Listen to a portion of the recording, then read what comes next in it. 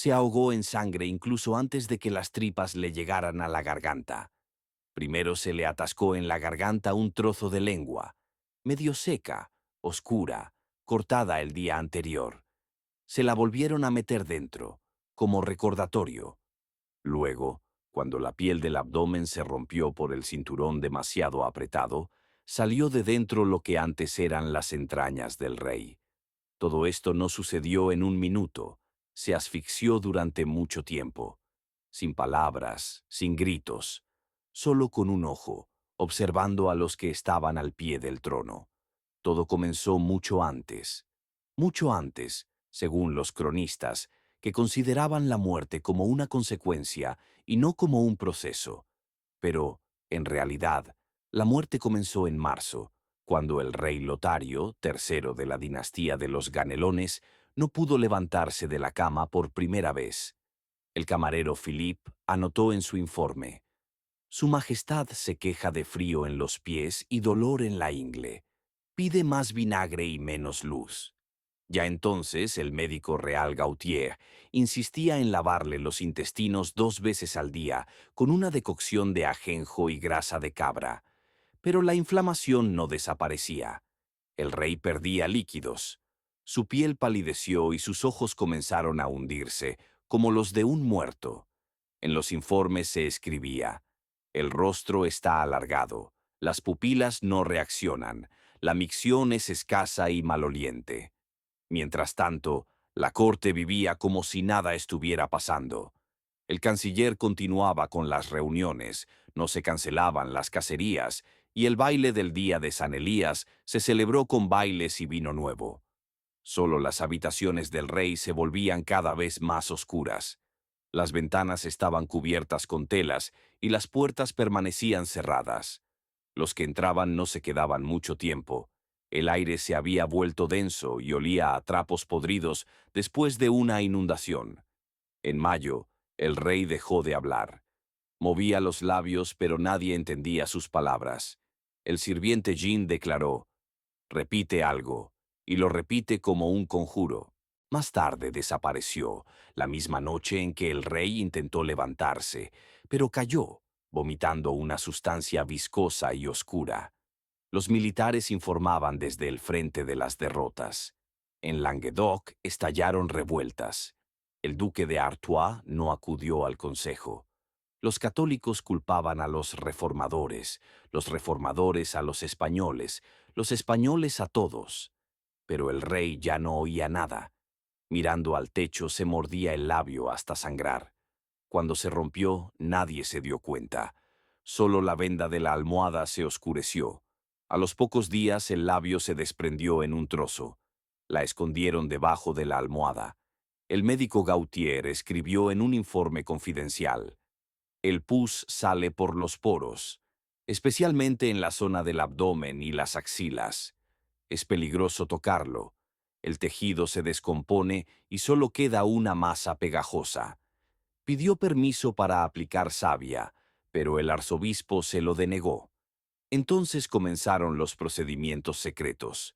Llevaban a los aposentos cuchillos humeantes, vendajes con vinagre y cucharas de hierro. Al rey le abrían los forúnculos. Una vez salió algo gris del abdomen, pero no lo anotaron. El médico solo mencionó secreciones que no corresponden a la fisiología. En junio el rey comenzó a gemir. Sin palabras, sin sentido. Por las noches se oían ruidos en la habitación, como si estuvieran desgarrando carne. Una vez el guardia Pierre derribó la puerta y entró. Más tarde lo encontraron en el establo, entre el estiércol, con los ojos sacados. Solo tuvo tiempo de gritar: «Está mirando y sonriendo». Entonces envolvieron al rey en un manto. Tenía los ojos abiertos, pero el rostro no se movía. Quizás llevaba mucho tiempo muerto, pero el cuerpo aún se descomponía. Cuando una semana después entró un sacerdote para rociar el cuerpo con agua bendita, salió con quemaduras en las manos. Según él, el vino había hervido en la copa. Lo consideraron una invención, pero cerraron la puerta del ala oeste, donde yacía el rey. El acceso estaba restringido. Los sirvientes fueron sustituidos. Solo entraban 2 personas, un niño silencioso con una urna y una anciana de la familia, Letón, a la que llamaban la guardiana. No hablaban, solo sacaban trapos y los quemaban en el patio interior. Los rumores se multiplicaban. Uno de los cancilleres dijo en una carta: «Si el cuerpo de su majestad no se quema, consumirá todo lo que toca». Cundió el pánico en la capital. La gente decía que el rey se estaba pudriendo porque había roto su juramento, que había comido carne de un bebé, que bajo su piel se arrastraban gusanos vivos y luminosos. Un sirviente aseguró que había visto cómo se le desprendía la piel del vientre y que de allí salía algo que se movía como una rata. Al día siguiente fue ejecutado. A mediados del verano, los restos de piel del cuerpo del rey comenzaron a desprenderse. Debajo había mucosidad y en algunos lugares simplemente vacío. Cuando intentaron levantarlo, la espalda crujió como pan seco. Los huesos se separaron. Hubo que cambiar la cama. La vieja se quemó junto con el suelo. Mientras tanto, la asamblea de nobles comenzó a discutir la abdicación, pero la cuestión no se planteó abiertamente. Nadie sabía si estaba vivo o muerto. Algunos decían que había muerto en mayo, otros que en él habitaba el mal, otros que era inmortal y estaba castigado por Dios. El médico Gautier fue interrogado en secreto. Declaró: «Su cuerpo no es mortal, pero no está vivo. Se pudre y respira. No es una enfermedad, es una maldición». Fue entonces cuando el arzobispo tomó la decisión de privar al rey de la lengua. La razón oficial era poner fin a las palabras malditas que, supuestamente, susurraba por las noches. Le cortaron la lengua en presencia de 3 personas. No gritó, solo emitió un sonido ronco. De su boca salió pus negro. La lengua fue colocada en una urna y llevada a un monasterio. A la mañana siguiente, en el lugar de las orejas del rey había vendajes. El sirviente que cambió los vendajes fue encontrado ahorcado más tarde. En su pecho había una inscripción grabada con un cuchillo: «Ahora oye mejor». A la segunda semana después de que le cortaran la lengua y las orejas, el cuerpo empezó a oler raro. Ya no olía a carne olvidada al sol, sino a lana podrida empapada en líquido purulento. Los médicos que pudieron ver el cuerpo insistían: «Este olor no es de un muerto, sino de algo entre 2 estados». En los informes se utilizaban palabras como humedad en las paredes, ennegrecimiento de los tapices, gotas en el interior de las ventanas. Uno de los capellanes afirmó haber visto caer del techo unos grumos filamentosos parecidos a la mucosidad. La carne del rey perdía forma cada día que pasaba, especialmente en la parte inferior del abdomen, donde tras los primeros cortes apareció una úlcera, primero del tamaño de una moneda, luego del tamaño de una palma, y finalmente extendiéndose por toda la parte inferior del abdomen. De ella brotaba un líquido turbio en el que a veces se observaba movimiento. El cirujano, llamado en secreto desde Reims, escribió en el informe: «Al limpiar los bordes de la herida, estos no se mantienen. La carne está blanda y debajo de la piel hay un vacío». A su petición de utilizar hierro al rojo vivo, el arzobispo respondió categóricamente: «No quemamos un cuerpo coronado, rezamos». Mientras tanto, se instalaron nuevos guardias en los pasillos del castillo. Nadie, excepto los designados, debía siquiera acercarse a la habitación cerrada. A quienes intentaban escuchar eran desollados en las palmas de las manos. Esto le sucedió al escribano más joven de Langres, que afirmaba haber oído pasos amortiguados y ladridos de perro detrás de la puerta de los aposentos del rey. Cuando lo interrogaron, solo dijo una cosa: «Viene, sigue viniendo». En la tercera semana de julio, el cuerpo comenzó a palpitar. La superficie del muslo, donde la piel se había desprendido hacía un mes, se cubrió de protuberancias marrones. De ellas salían decenas de larvas blancas. Algunas quedaban en las sábanas, otras desaparecían en las grietas del suelo. Uno de los celadores que recogía los gusanos muertos enfermó más tarde de fiebre y murió. Su cuerpo fue incinerado sin rito funerario. El médico Gautier anotó: no son gusanos, no tienen cabeza, pero se mueven conscientemente. Nadie seguía llamando al rey por su nombre. En los documentos pasó a ser el enfermo supremo, y en los informes de los diplomáticos, el que aún yace. Pero todos ya lo entendían. El poder se estaba escapando. En el castillo se reunieron 3 líneas de herederos. El conde de Lodomaria llegó con su guardia personal. Los borgoñones enviaron a sus 2 hijos. Los embajadores de Nápoles propusieron un compromiso, una regencia temporal hasta que el cuerpo se enfriara por completo. Pero el obispo se negó. Mientras la carne esté caliente, el espíritu está en ella. No violaremos la ley de Dios. Los sirvientes se quejaban de las úlceras que les salían después de permanecer cerca de la puerta de los aposentos. Uno de ellos mostró la espalda cubierta de costras y abrasiones. El sacerdote dijo: «Son señales del diablo». Las velas del pasillo oriental no se encendían.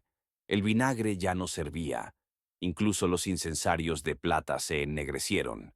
Entonces se decidió trasladar el cuerpo a las habitaciones inferiores. Pero el intento fracasó.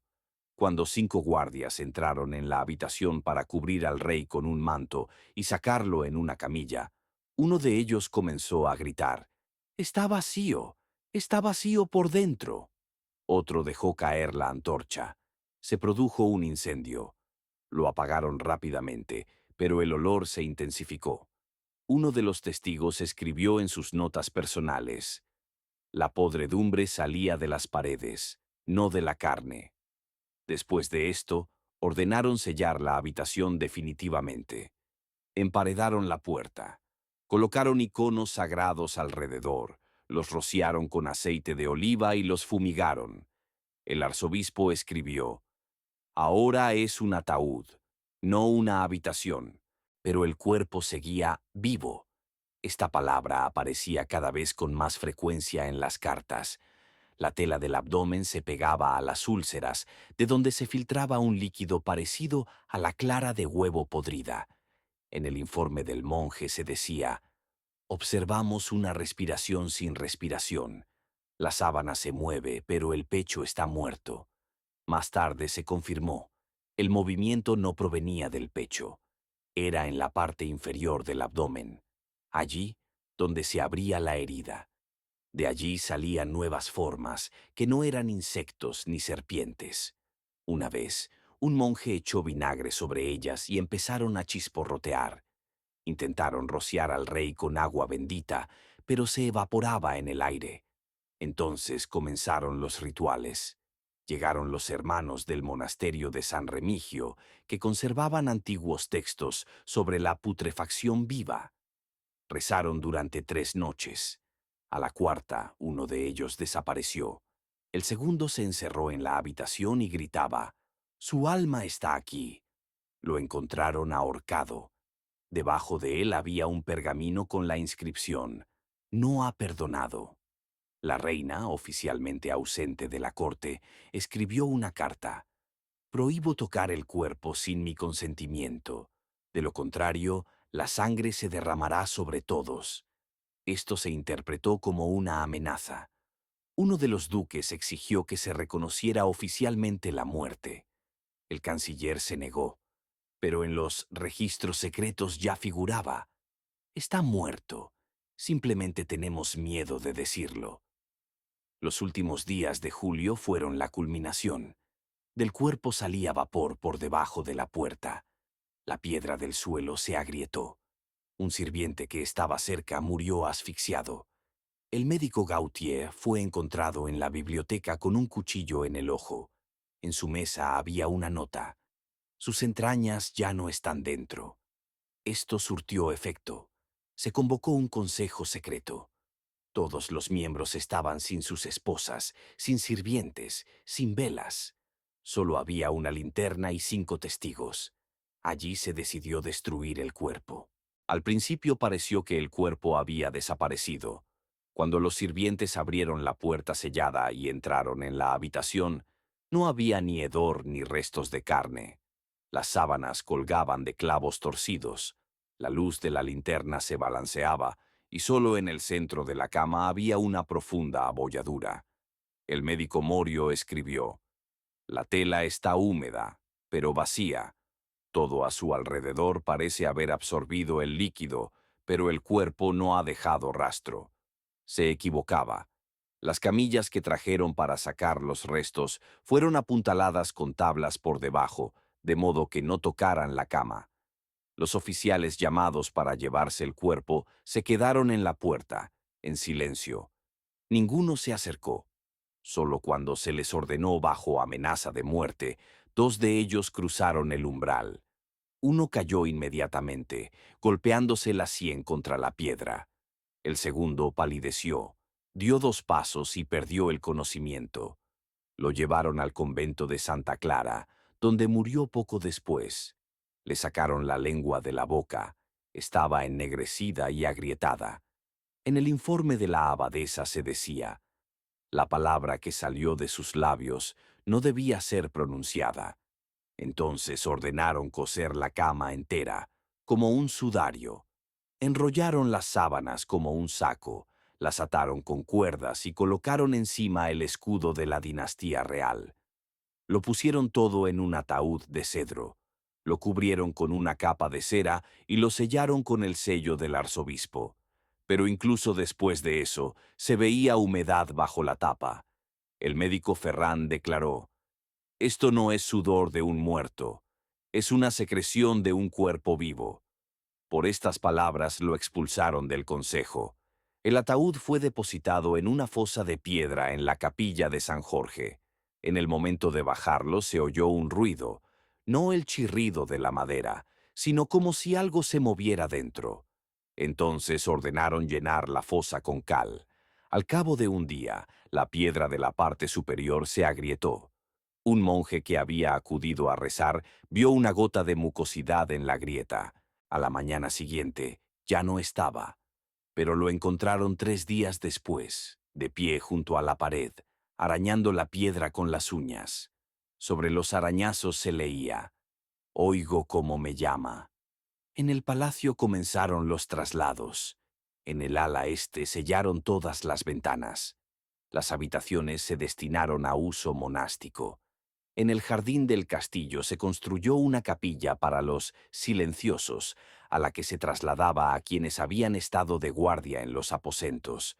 Casi todos ellos perdieron más tarde el habla. Uno de ellos escribió en una tablilla de arcilla: él no habla con palabras, habla a través de la carne. Mientras tanto, los herederos se reunieron en un congreso secreto. El conde de Lodewick, el duque de Montfort y 2 napolitanos acordaron que el trono estaba vacío, pero que reconocerlo significaría provocar una masacre. Por lo tanto, se eligió la siguiente formulación: la voluntad suprema reside temporalmente fuera de la carne. La regencia fue confiada al Consejo de los 4. El impresor real recibió la orden de sustituir el nombre del monarca en los documentos por un símbolo, una cruz y 3 puntos. Los historiadores escribirían más tarde: por primera vez desde la época de la peste, el poder se volvió anónimo. En la capital se extendieron los rumores. Se decía que el cuerpo no había sido enterrado, que yacía en una sala bajo una piedra, que crecía musgo en la pared y que se oían gemidos procedentes del sótano. En el convento de Santa Catalina, la Madre Superiora ordenó que se leyeran las oraciones matutinas 2 veces, una para los vivos y otra para apaciguar al que quedó. En los barrios aparecieron personas que no podían hablar. Un vendedor de hierbas informó de que había vendido mercurio negro y sangre de burro a un grupo de desconocidos. Al día siguiente su tienda se incendió. En el palacio la enfermedad se extendió entre los sirvientes. Uno tras otro comenzaron a quejarse de debilidad, úlceras húmedas y tos. El médico de Saint-Lô diagnosticó fiebre grasa, pero pronto todos comenzaron a sufrir mareos, caída del cabello y erupciones en la espalda. Eran síntomas de un envenenamiento lento. El canciller declaró que la causa eran los vapores de la piedra funeraria. Entonces llamaron a 2 herreros para que abrieran la grieta y la volvieran a cerrar. Uno de ellos murió esa misma noche. El segundo huyó de la ciudad dejando una nota. Todavía está caliente. Y respira. En los informes de los extranjeros comenzaron a aparecer expresiones como la muerte más terrible, la putrefacción silenciosa del trono, el repugnante final de una gran casa. Los embajadores de la República de las 6 provincias se negaron a cenar en el palacio y los representantes de la Santa Sede exigieron habitaciones separadas, lejos de la pared oriental. En los documentos del archivo de Lyon se conserva una anotación. No aceptamos comida si ha sido preparada bajo esos techos.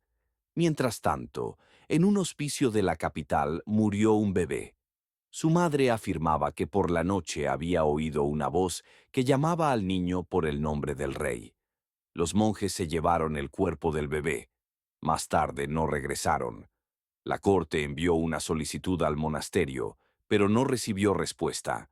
Cuando en agosto comenzó el calor, volvió a salir un olor debajo de la piedra de la capilla. Entonces, el arzobispo convocó un último consejo. Allí, al amanecer, en silencio, se decidió no solo sellar el lugar, sino destruirlo. Se llamó a un constructor de Caná. En 2 semanas construyó un muro doble, tapó la entrada con plomo y la reforzó con hierro. En la piedra se grabaron las palabras: no es carne, sino memoria. A partir de ese día, se prohibió la entrada a la capilla. En la ciudad corrió el rumor: si se abre, saldrá. El canciller ordenó ejecutar a 2 personas por hablar. Pero en el diario de la Madre Superiora de Saint-Germain apareció una anotación. Hoy, en confesión, una de las muchachas dijo: él la llama por su nombre, y su nombre es el mío. El silencio no significaba el final. 9 semanas después del cierre de la capilla, el olor volvió a filtrarse en el pasillo sur. Las velas encendidas en la capilla de San Lucas se apagaban. La piedra de la mampostería se oscureció. Uno de los monjes más antiguos, autorizado a observar el estado de las bóvedas, describió en una carta privada: el suelo está húmedo, pero no hay agua. Sus notas fueron quemadas. 4 días después, desapareció. Su cama estaba vacía y en la almohada quedó un moho, con la forma de una mano humana. En la última nota del médico personal de Fouque, confiscada pero conservada en los manuscritos de los archivos de Rouen, se leía: la carne, privada de lengua, orejas e entrañas, no puede callar. Desprende olor y con ello da testimonio de que existe. Él mismo fue envenenado. Los médicos afirmaron que se trataba de fiebre herpética. Sin embargo, antes de morir, se quejó de un sabor metálico, heces con sangre y ceguera, síntomas característicos del envenenamiento por sales de arsénico. La crisis política se hizo evidente. El príncipe de la Casa Salica reclamó el trono alegando ausencia de voluntad viva durante más de 8 semanas. El duque de Navarra comenzó a reunir tropas. El alcalde de París recibió la orden de preparar una ruta de evacuación para el consejo. El arzobispo propuso declarar oficialmente muerta a la reina, pero la Iglesia se negó a santificar esta decisión sin haber tenido acceso al cadáver. En el informe del obispo de Tours se decía: no santificaremos la putrefacción, solo santificaremos la muerte. Mientras tanto, comenzaron a llegar quejas de los monasterios. En la abadía de San Pablo se descubrieron impurezas en los pozos y hedor por las noches. Las monjas de la abadía de Santa Catalina afirmaban que una de las niñas había oído susurros a través del suelo. El sacerdote que oficiaba en Saint-Denis contó que una vela del altar se rompió, como si hubiera suspirado. Los rumores se multiplicaban. Uno de los escribanos se suicidó escribiendo: «Ella susurra mis sueños». En la ciudad se decía que la maldición de la dinastía estaba ahora en las palabras, en el silencio, en la comida. La carne de los mercados comenzaba a pudrirse más rápido, el agua de los barriles se echaba a perder en un día, los niños nacían con manchas. Una vendedora de hierbas huyó presa del pánico de la capital, dejando escrito en la pared: «El fruto que llevaba dentro ahora está en nosotros». La noche antes de la festividad de San Bartolomé, las paredes de la capilla comenzaron a gotear. Los guardias afirmaban haber oído un ruido en el interior, como si fuera un suspiro o unos pasos. Uno de ellos enloqueció y el otro desapareció. Cuando por la mañana llegaron los sacerdotes para rociar los pasillos, los apartaron. El arzobispo ordenó: «No toquen nada, recen fuera». A partir de ese día se prohibió cualquier mención del nombre de la reina. En un consejo de emergencia se tomó la decisión de destruir el lugar. Se ordenó a 2 arquitectos que prepararan un túnel bajo los cimientos de la capilla y la derribaran. Estos, asustados, exigieron una garantía por escrito de que sus almas serían salvadas. Se les concedió en nombre del Consejo de los Cuatro. En la noche del día 16 comenzaron los trabajos. Al segundo día, uno de los obreros murió y otro huyó. Al tercero, la herramienta que tenía en las manos el maestro se rompió y el metal le dio en el ojo a su ayudante. Murió entre tormentos. Antes de morir dijo: «Ella nos mira desde la piedra». A la mañana del día 21, la cámara estaba preparada para la voladura, pero al encenderla por primera vez, la mecha no se prendió. La encendieron 3 veces. Solo a la cuarta se oyó un golpe sordo y las paredes de la capilla se derrumbaron. Cuando el polvo se disipó, salió un vapor espeso y pesado de entre los escombros. Uno de los testigos, el marqués de Saint-Just, escribió: «No era humo, era un aliento, pesado y lento, como el de un animal en descomposición». Al día siguiente lo envenenaron. La causa oficial fue un descuido en el baño. La reacción de la corte fue rápida. Se confiscaron todos los documentos relacionados con el cuerpo, la capilla y las habitaciones. Se cerraron los archivos del ala este. Los sirvientes que estaban de guardia en la capilla recibieron la orden de abandonar la capital. Uno de ellos fue encontrado muerto más tarde a las puertas de la ciudad, sin lengua y con las orejas cortadas. Ese mismo día, el Consejo de los Cuatro declaró oficialmente: «El trono está vacante». La palabra «muerte» no se utilizó en el comunicado. Se estableció un nuevo orden. El poder pasó a manos de los príncipes según su linaje. El nombre de la antigua reina fue borrado de todos los registros. Incluso en el tapiz que colgaba en la sala del sello, su imagen fue quemada y sustituida por una silueta vacía. El pueblo guardaba silencio, pero los monjes de los suburbios recitaban oraciones para protegerse de lo que quedaba. En los libros de la iglesia apareció una nueva línea: «La mujer que no murió, pero no vive». En los pueblos comenzaron a encender hogueras purificadoras. La gente quemaba sábanas, muebles, incluso paredes, si alguien de la casa había servido en el ala oriental. El miedo era total. En un informe del embajador de Portugal, interceptado en Lyon, se decía: «Dicen que se ha ido, pero todos los que la han visto saben que se ha quedado». Un monje filólogo de la abadía de Beauvais escribió en un tratado: «Su nombre ha sido borrado, pero eso no significa que no exista. Significa que nadie se atreve a pronunciarlo». El ala este del palacio nunca se reconstruyó. En su lugar hay un terreno calcinado, cubierto de sal y cubierto de cera. La guardia permaneció allí hasta la primavera. Después, desapareció. Algunos decían que por la noche se levantaba vapor del terreno, otros que algo respiraba bajo tierra. 8 meses después de la destrucción de la capilla, el arzobispo murió. Encontraron su cuerpo en su despacho. Le habían cortado las orejas y arrancado la lengua.